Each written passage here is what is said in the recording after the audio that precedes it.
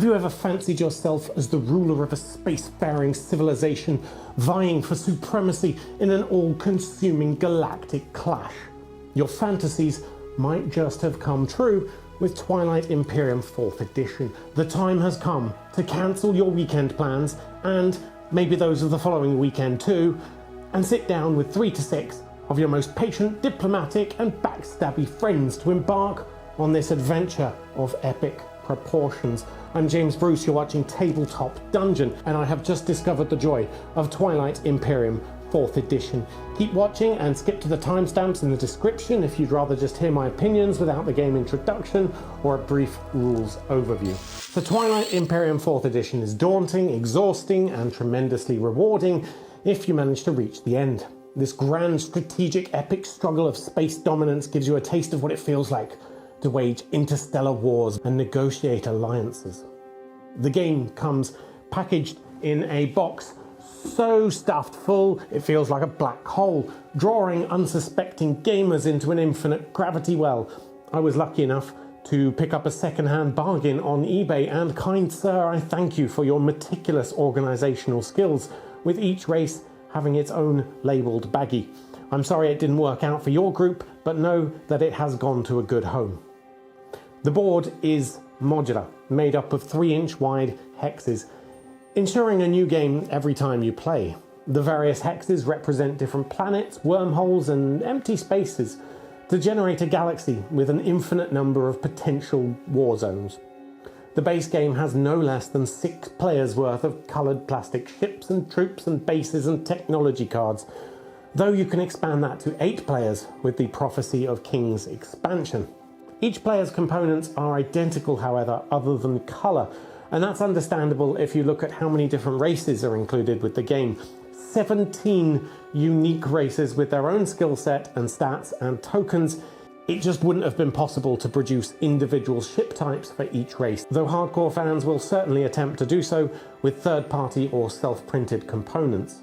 Speaking of 3D printed and self-made bits, let me just point you to the galaxy frame here around the edge. This is 3D printed, plans freely available online. The Armada hexes here are also something I laser cut myself with some free plans online. Apologies, I lost the link, so I can't credit the guy I downloaded from, but I'll add it in the comments if I do find it. And I designed my own acrylic victory point and objective tracker. Again, laser cut. Oh, and these cute little wormhole tokens. Let me know in the comments if you want the XCS workspace files, though I don't promise anything neat or labelled. There's quite a lot of DIY work required on that. Lastly, a note on accessibility. The game is very text heavy, and my non-native English speaker wife does struggle with the action card and technology meanings. But components aside, and it is an impressive spectacle to behold when laid out upon the table, the real allure of Twilight Imperium 4th edition is its grand narrative. Each player gets to guide one of the 17 unique spacefaring races, each with its own history, strengths, weaknesses and ambitions. Twilight Imperium isn't just about who has the most massive fleet of Death Stars, though, not gonna lie, having all the ships opens up a lot of options and bargaining power. But no, this game is about juggling a multitude of different paths to victory, 10 points to win the game to be exact, with a set of objectives that shifts every game. You can't seize the galactic throne through military might alone, but you could triumph by being the galaxy's most silver-tongued diplomat. Thematic, complex, and as deep as a supernova is bright, Twilight Imperium 4th edition is something you'll either love or fear. Okay, a quick overview of how to play. And I'll note that this is a very quick, very brief overview because explaining the entirety of Twilight Imperium would take an hour or more. So consider this a crash course in galactic dominance. Remember, the goal is to be the first to reach 10 victory points. So how do you get points? Mainly through objectives, starting with 2 public single point objectives, and at the end of each round a new objective will be revealed. There are 5 in total of the 1-point objectives, followed by another 5 2-point objectives. You can only score 1 public objective per round plus 1 secret objective. And these are randomized and various from conquering X number of planets to simply paying however many goods or influence to buy the point. Meanwhile, the secret objectives are things like destroy the last of your enemy's ships in one of their systems, but you can never hold more than 3 secret objectives, either those already scored or still in your hand. In addition to that, you'll get 1 victory point for being the first player to conquer Mechatol Rex, the old seat of power in the center of the universe. And if you pick up the Imperial strategy card, you can continue to score points each round for maintaining control of it. So, after setting up the galaxy, which can also be randomized completely with each player having a stack of tiles to place and then picking a race, you'll be ready to play. Note that while each race does have an associated colour, it's not strictly necessary to stick to that colour, and there's no need to restrict your choice of races to choose from because they're the only colours that are left. Though where possible, it's certainly helpful for most players to have their corresponding colour. The Prophecy of Kings expansion adds 2 additional colours of pink and orange, which also helps in that regard if you have a lot of overlap. The game consists of a number of phases: strategy, action, status, and agenda. In the strategy phase, you'll choose from a set of 8 different strategy cards to use that round. These determine turn order and each offer a unique benefit to the holder of the card, as well as a secondary benefit that others can take advantage of. In a 4-player game, you're actually going to be getting 2 of these, while with 5 or more players, the unchosen strategies will have goods placed on them in order to make them more attractive next round. In the action phase, in the turn order specified by your chosen strategy, you'll do one of a few different things. You can firstly take your strategy action. That's the one specified on the card you've chosen. You can only do this once, and you must do this before you pass for that round.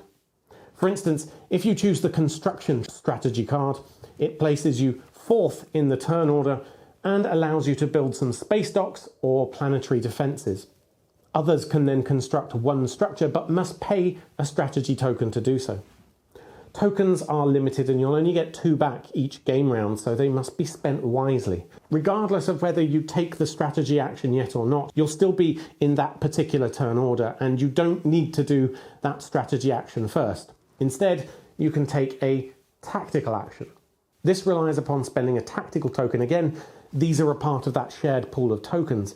A tactical action simply means you activate a system and can then move ships in and fight there, or invade a planet, or produce something from the space docks in that system. Tactical actions are a key part of Twilight Imperium, and it's easy to get confused. You don't activate the system of units that you want to move, rather you activate the system you want units to move to. Anyone within range of that system who hasn't already been activated is free to move in. You can't activate a system that you've already activated, and units in an activated system can't be moved. Nor can your unit stop midway because it didn't have enough range.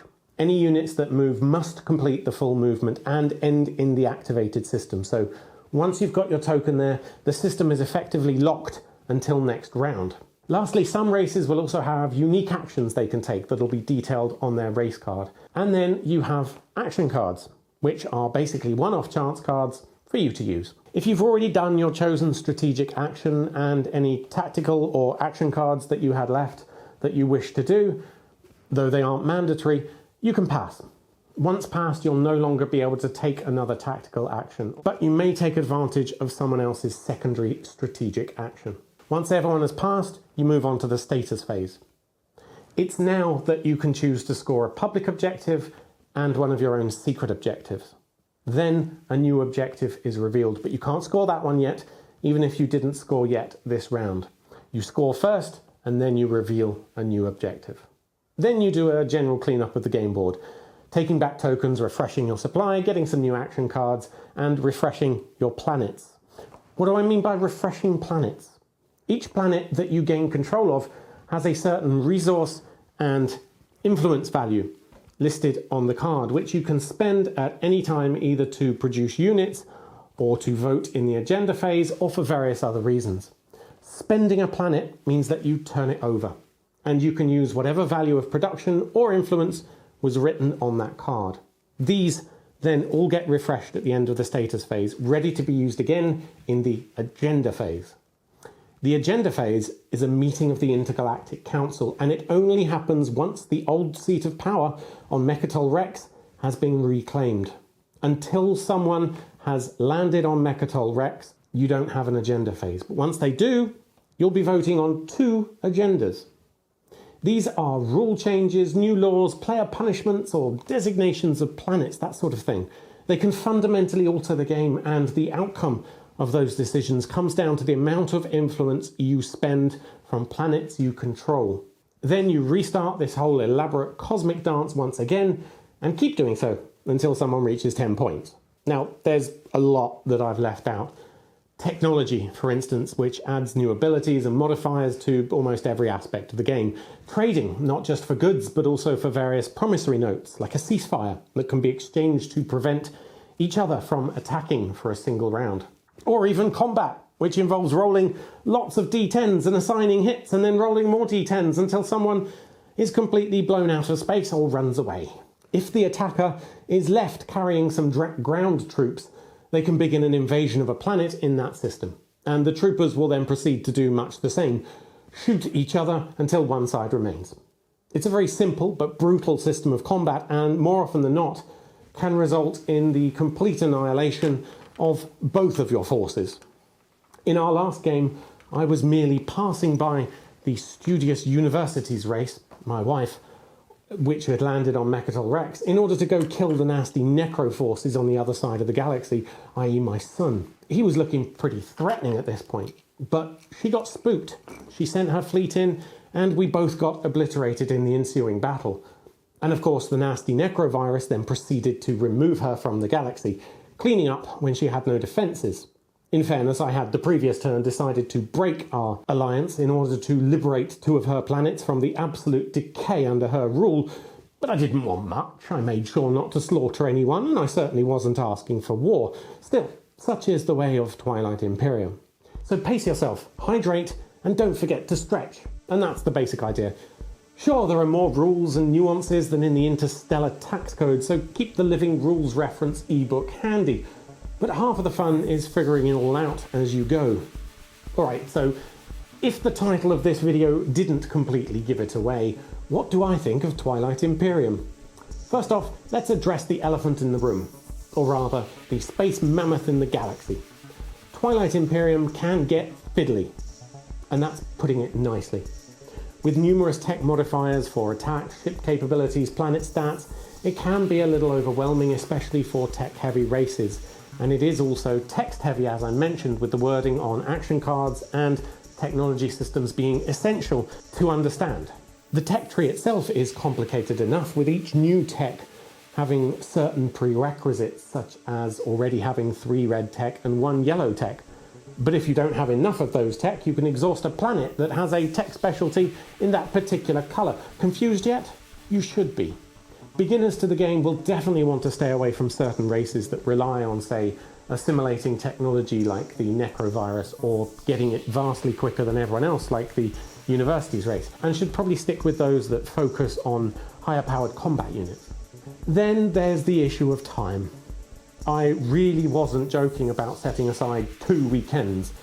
Many of our games have had to be paused on Sunday night and then been resumed next Saturday morning. For those who are really dedicated enough to sit down early morning and play straight through for 8 to 12 hours, you could feasibly do that in one sitting with a table of experienced players. But beginners absolutely should persevere, because the game is epic. It's not just the size or the number of bits, it's the feeling you get when your carefully planned strategy unfolds in perfect harmony or crumbles to the ground. Playing Twilight Imperium 4th edition is like being the conductor of an intergalactic symphony, with each movement bringing a crescendo of tension, excitement, and the occasional wave of despair. It's like binge watching a full season of Star Trek, but you're the director, the actor, and the writer. The depth of the game is just immense. There are so many strategies to explore, alliances to form and break, and races to experiment with. You could play 100 games and every single one would be unique. And again, that's not even touching on the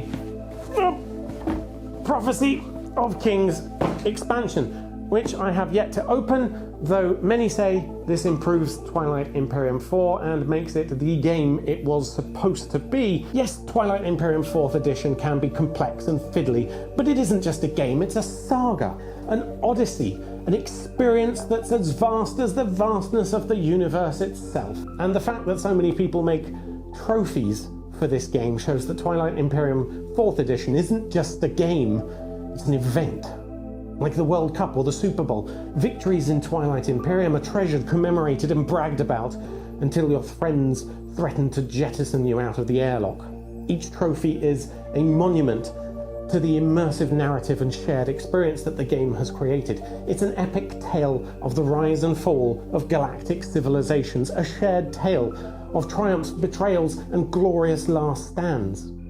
So yes, Twilight Imperium 4th edition is quite possibly the greatest board game of all time, if you have the time to play it.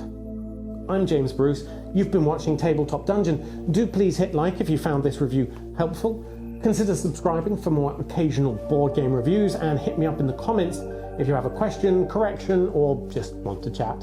Until next time.